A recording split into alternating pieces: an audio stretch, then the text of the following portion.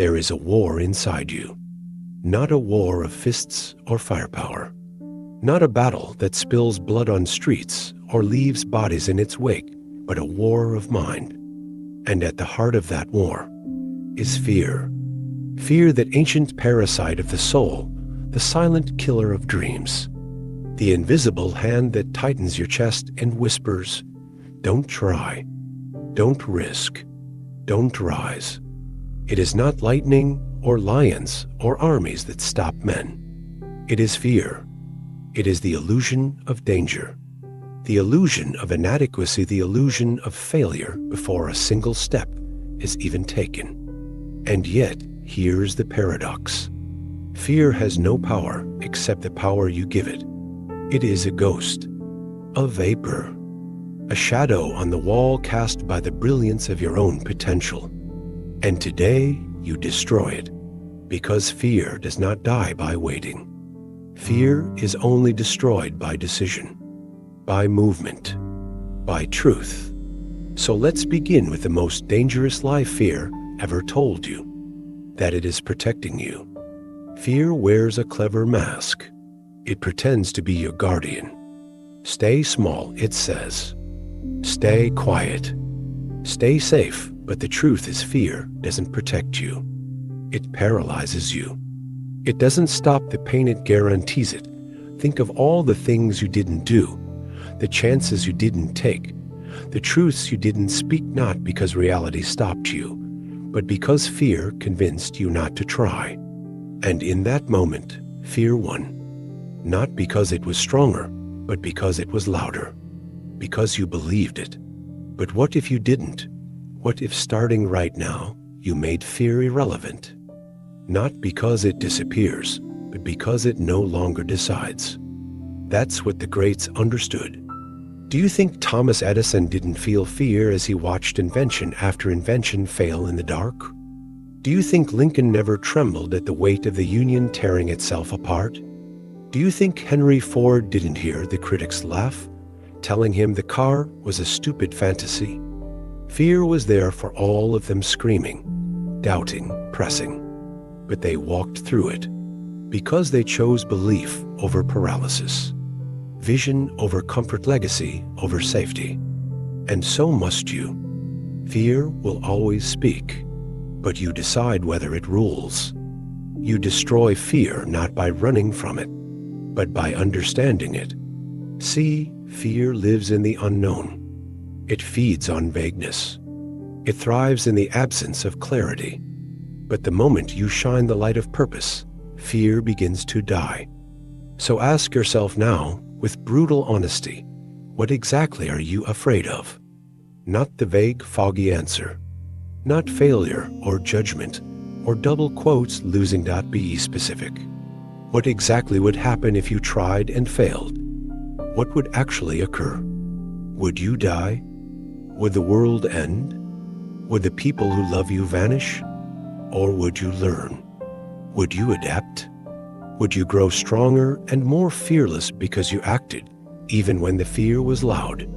The truth is this: the brain can't distinguish between imagined fear and real danger. But you, the conscious, you can. You can call fear's bluff. You can look it in the face and say, "You don't get to dictate my future," because the moment you begin to act in spite of fear, the spell breaks. And every action you take, every bold step, rewires the nervous system to trust you over fear. You begin to shift from a victim of fear to a master of it. And mastery begins with belief. Understand this: your belief system is the software of your life. Every decision you make is filtered through what you believe is possible. If you believe fear is a sign to stop, you will retreat. If you believe fear is a signal of expansion, you'll charge.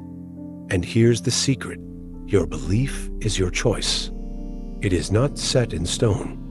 It is not inherited. It is not forced upon you by the world.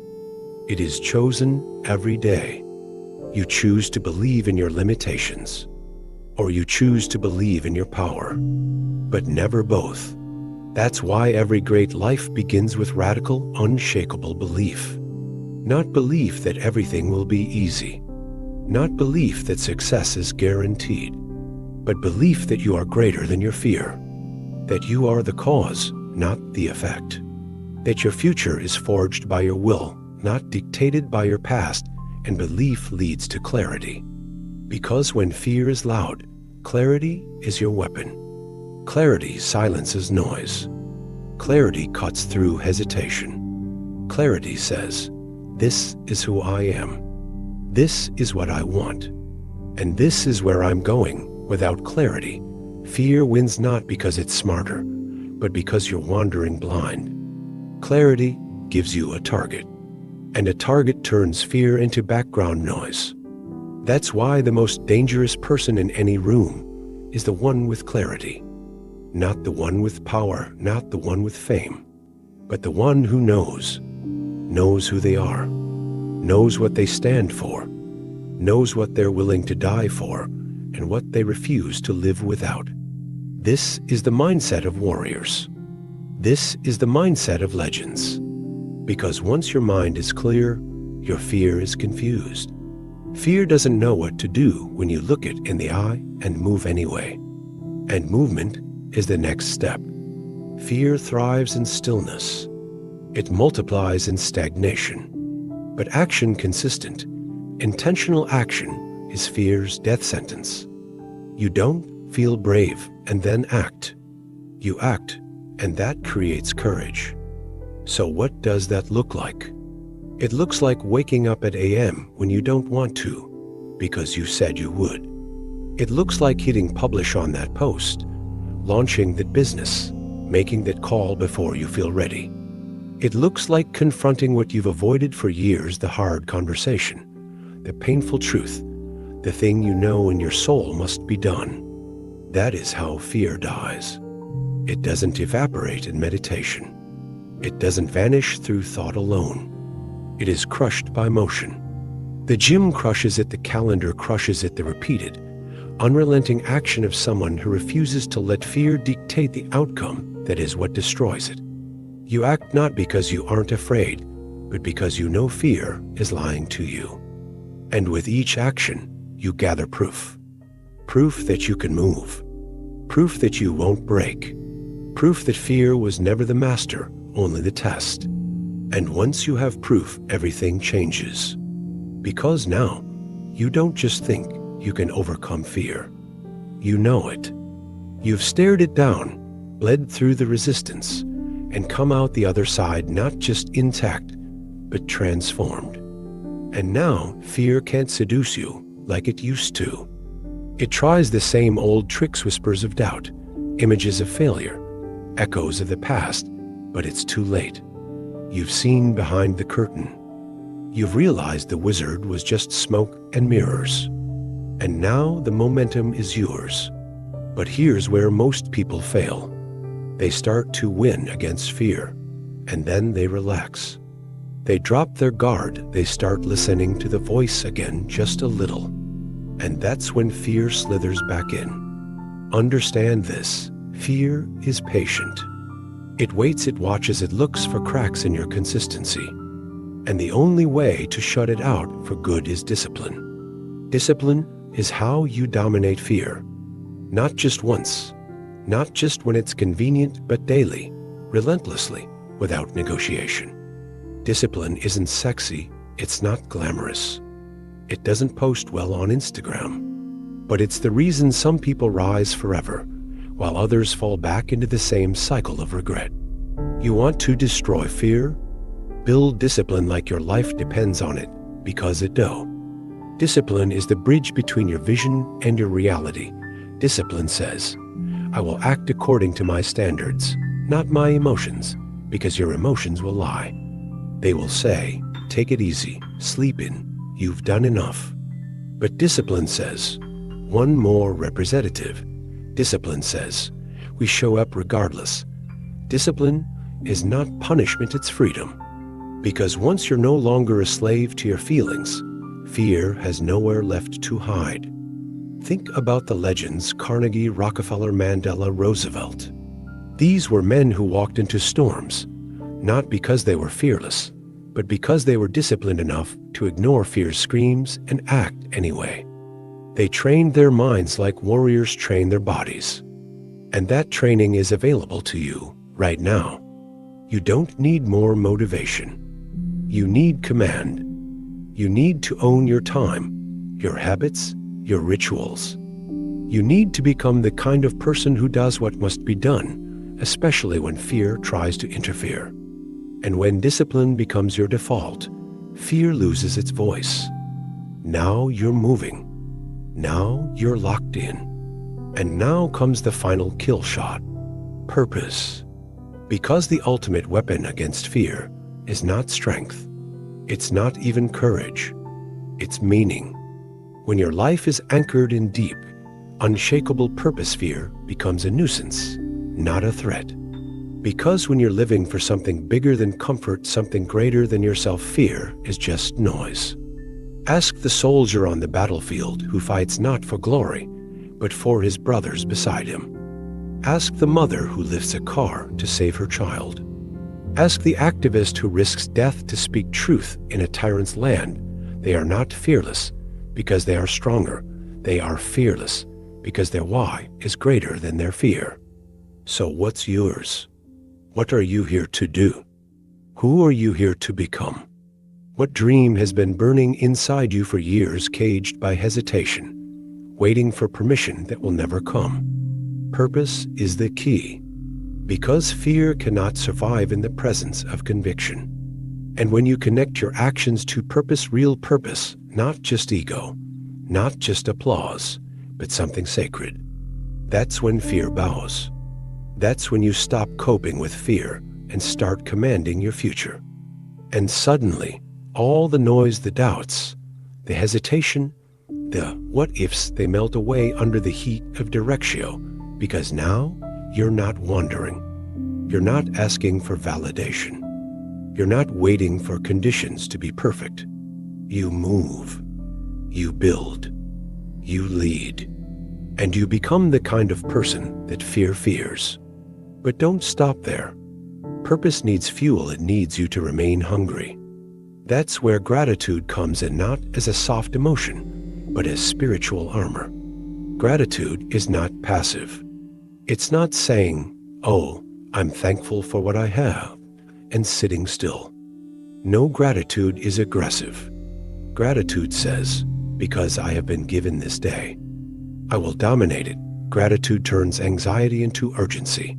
It turns fear into fuel, because you realize this moment is a gift. Your heartbeat, your breath, your chance to speak, build, love, fight, it's all borrowed time. And you will not waste it bowing to fear. You will honor this life by living boldly, by taking the risk, by saying what must be said, by doing what must be done. Gratitude reminds you that the worst thing isn't failing, it's never trying. The worst thing isn't rejection, it's regret. Because regret is what fear gives you in the end. A life half lived, a dream unbuilt, a voice never raised. Don't let that be your story. You're not here to merely exist. You're not here to play it safe. You are here to break chains, to light fires, to walk through fear like it was smoke. And it starts now, right now. You don't need more time. You don't need more certainty. You don't need anyone else to approve. You act. You decide. You destroy fear not someday, but today. And when the fear comes back tomorrow, because you'll be ready. You'll know it for what it is, an old story, a broken script, a powerless illusion trying to masquerade as protection. And you'll smile, because you've already chosen. You've already crossed the line. You are no longer the hunted. You are the hunter. And fear is your prey. So now you stand at the edge, the line between who you were and who you're about to become. You've looked fear in the eye. You've peeled back its mask. You've seen the roots, the lies, the memories, the programming, and you've ripped them out one by one. And now you know the truth. Fear isn't real unless you believe it is. Fear only grows in silence, in delay, in hesitation. But the second you move, the second you act, the second you choose purpose over paralysis, fear dies. So what are you waiting for? Another sign? Another tomorrow? Another round of excuses dressed up as logic? No more.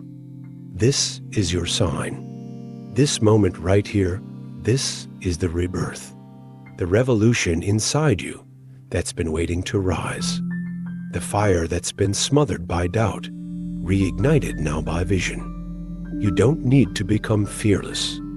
You need to become fear-dominant. You need to train your mind like a warrior sharpens his blade with purpose, with repetition, with zero tolerance for weakness. Because if you don't, fear will run your life for you. It will choose your career. It will pick your friends. It will shrink your dreams, filter your voice, and keep you inside a cage with the door wide open. But not you. Not anymore. Now is the time. Now is the hour you draw the line and never cross it again. You say, this is who I am now. This is how I live now. This is where the old version of me dies. You bury the fear-based self. You burn the blueprint of hesitation. And you rise. Not just with confidence, but with conviction. Not just with hype, but with discipline. And with that comes legacy. Because when you destroy fear, you don't just change your life, you change the lives of everyone watching you. Your kids, your friends, your future. People are watching you silently, praying for a reason to believe again. Be that reason. Be the proof that fear is not a god, it's a ghost. And ghosts vanish when the light shows up. So shine. Speak. Move. Create. Build. Love without fear. Speak without fear. Lead without fear. Dare without fear. Because this world doesn't need more people playing it safe. It needs people who refuse to. It needs you on fire, awake, unchained. You've heard the voice of fear long enough. Now, let the world hear you. This is your time. This is your turning point. This is the day you destroy fear forever. Now get up and live like it's already done.